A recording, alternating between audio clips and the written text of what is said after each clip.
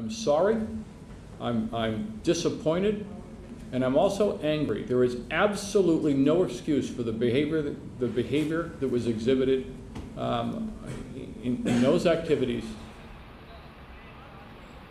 Barclays has been burned by the regulatory spotlight. The global British bank has received record fines from authorities here in the U.S. and in the UK for manipulating the key benchmark interest rate of Libor, the London Interbank Offered Rate, which underpins $350 trillion of contracts around the globe. The bank faces a fine of £290 million, as well as a long list of non-financial conditions to its future operations. The storm has seen senior executives, including Chief Executive Bob Diamond, forced out. Although there's been claims that authorities in the UK were aware of low-ball submissions during the height of the financial crisis, for now, it's the banks who are taking the fall. And it's here at the Commodity Futures Trading Commission in Washington, D.C., where authorities have spent the past 4 years investigating whether banks have manipulated benchmark interest rates. That investigation has led to the first of what's expected to be several settlements involving some of the world's biggest banks. Every American borrows money sometime in their life. It could be a credit card loan, it could be a student loan, a mortgage. And what they might not know in the fine print is the fine print somewhere often says it's based on this rate over in London called the London Interbank Offering Rate, or Libor.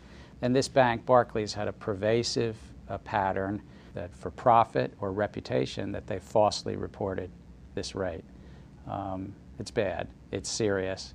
It needs to be cleaned up. With attention in Washington most recently focused on the passing of President Obama's health care reform, closely followed by a recess in Congress, there's been little in the way of political reaction to the Barclays revelations.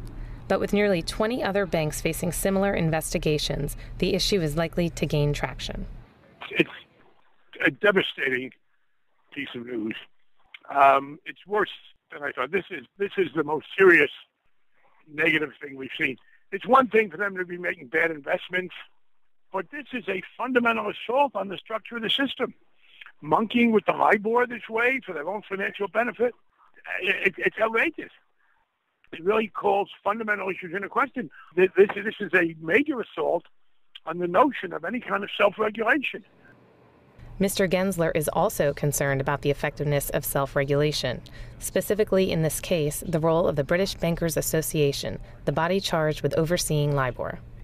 I don't think the public should be left at risk of a trade association with the most sophisticated, largest banks setting a rate that's so critical to our credit cards, our student loans, our mortgages. I think there needs to be some real discipline in this, that it's transaction-based, that there's records that are kept, and that the public can rely on something that can't be so readily susceptible to manipulation.